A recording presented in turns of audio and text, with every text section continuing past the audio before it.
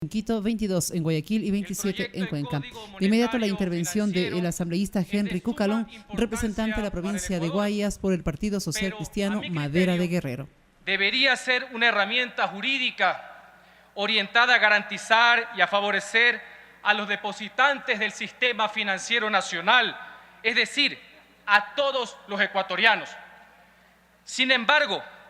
el proyecto asume de forma peligrosa que el dinero pertenece a los banqueros, cuando en realidad pertenece a los depositantes. El poder político ha optado por una novedosa alternativa que no es propiamente la estatización, la de controlar y regular no a la banca, lo cual es correcto, sino al ahorro del pueblo ecuatoriano, pero sin asumir las responsabilidades frente a aquellos, es decir, a los depositantes. Esa es la sui generis teoría revolucionaria que nos están poniendo en conocimiento de todos los ecuatorianos. La prudencia y la confianza son principios básicos que deben guiar a la actividad bancaria, porque la mayor parte de los depósitos no son de los banqueros, que son los que administran esos recursos, esa gran parte que son de los depositantes, del pueblo ecuatoriano, del público en general. Pero en el proyecto se permite intervenir en la estructura de gestión de la banca, en el manejo de la liquidez y en el destino del crédito, modificando de esa manera principios fundamentales del manejo de los depósitos, actividad para lo cual los ecuatorianos ni la Constitución política le hemos dado ni potestad ni privilegio alguno a la élite que se encuentra gobernando. El artículo 207 del texto que se ha puesto en consideración de los asambleístas otorga la facultad a la Junta de Política y Regulación Monetaria la clara y expresa facultad de ejercer un direccionamiento de los créditos que otorgan las instituciones del sistema financiero. Esta ilógica medida con la cual se busca erróneamente favorecer al sector productivo, a lo mejor de buena fe, cuando ellos mismos ya se han pronunciado de forma contraria, permite que un funcionario de turno, en base a consideraciones políticas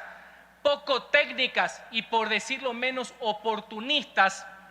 como algunos que he escuchado por aquí hablar de defensores de la banca. Si alguno de los miembros de izquierda que está en este Parlamento, a quien respeto, conocieran el currículum de los que han trabajado en ciertos bancos, Aspiazus Boys y AGD, les causaría el llanto que están sufriendo nuestros hermanos brasileros en las tribunas. Sin tomar en cuenta el riesgo que al momento de generar un crédito, al direccionar sus operaciones crediticias a determinados sectores, poniendo en grave peligro el dinero de los ecuatorianos que se mantienen en dichas instituciones, toda vez que éstas ya no pueden decidir en base a criterios técnicos, ya no pueden decidir en base a los análisis de riesgos cuál es el destino que más le conviene darles a esos recursos los depositantes, esto es, cuáles son verdaderamente los sectores productivos a los que la entidad financiera puede, debe atender con los recursos del público. Es evidente que esta orientación, la concesión de créditos, dependerá de gran manera de las imposiciones estatales y la forzosa asignación que los recursos a las actividades económicas al margen del poder de decisión de las instituciones financieras, las mismas que constituyen prácticas poco ortodoxas en el manejo de la administración bancaria y que serán nefastas para el sistema financiero ecuatoriano. En otros países, medidas de igual magnitud, similares, han tenido consecuencias negativas en el funcionamiento del sistema financiero. Valga como ejemplo el tema del caso de las gavetas en Venezuela, y eso que Venezuela constituye el modelo político y económico que tiene nuestro régimen. El gobierno ha manifestado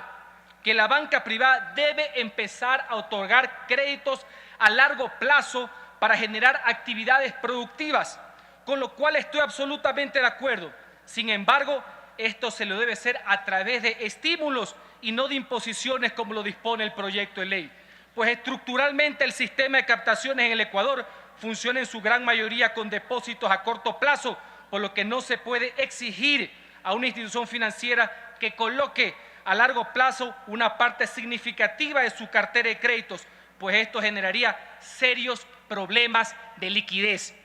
Por las razones expuestas, yo solicito que se revea y se reconsidere lo planteado en el artículo 207 de esta iniciativa legislativa, pues constituye un claro y manifiesto dirigismo e intervencionismo estatal claramente fracasado donde se ha aplicado. Adicionalmente, los artículos 14, numeral 8, 12 y 16, y en el 117 y 122 se le otorga la facultad a la misma Junta para determinar los montos de los excedentes de liquidez y el manejo de las reservas de liquidez de las instituciones del sistema financiero privado, sin establecer normas de carácter técnico que aseguren la debida disponibilidad permanente de las mismas y no estableciendo parámetro alguno que aseguren el adecuado destino. Por tal razón,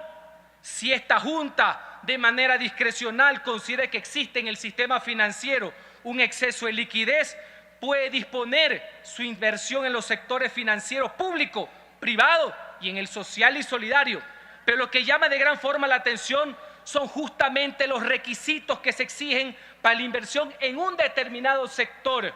siendo naturalmente las del ámbito financiero público muchísimo más flexibles. Es aquí justamente donde se presenta un grave problema, toda vez que al invertir en deuda pública ecuatoriana se estará invirtiendo en instrumentos públicos de poca liquidez, por lo que en el momento que sea necesaria la liquidez para el sistema financiero privado, esta no podrá hacerse efectiva y podrán presentarse serios inconvenientes. En conclusión, estimados colegas parlamentarios, resulta sumamente grave que un gobierno que ha evidenciado desde estos momentos problemas de carácter económico que son públicos y notorios, empiece a controlar los excedentes de liquidez del sistema financiero, pues esto solo evidencia la intención oficialista de intentar mantener su insostenible modelo en base a las reservas de liquidez del sistema financiero privado, entre otros.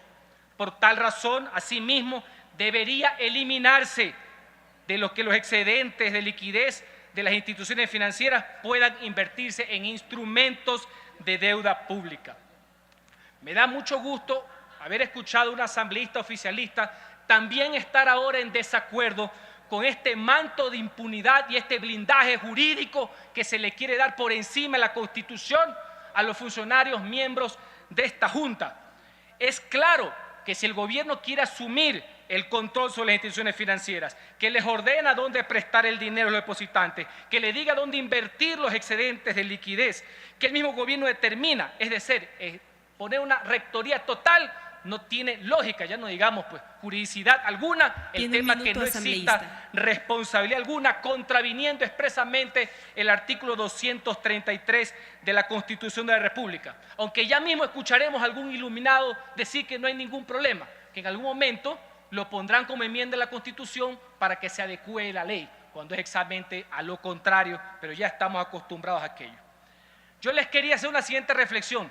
Hay algunos que sostienen que la mano invisible es suficiente para poder regular al mercado sin control y sin regulación. Yo no creo en aquello, valga la aclaración. Sin perjuicio que en el actual proyecto lo que se quiere instaurar en cambio es una mano invasiva operada por titiriteros del poder y por fanáticos ideológicos que tienen como objetivo el poder decidir cuando uno, hacer el cómo, el cuándo y qué hacer con el fruto del esfuerzo y del trabajo de cada uno de los ecuatorianos. Los dos modelos son condenados mayoritariamente por el pueblo. Quiero dejar sentado mi expreso rechazo a gran parte del articulado de esta ley, pues como ya se ha explicado, existen disposiciones ambiguas, discrecionales y abusivas que podrían conllevar a una riesgosa manipulación de los depósitos de todos los ecuatorianos por parte de un poder político ávido de recursos financieros. Muchas gracias. Fue la intervención del asambleísta Henry Cucalón,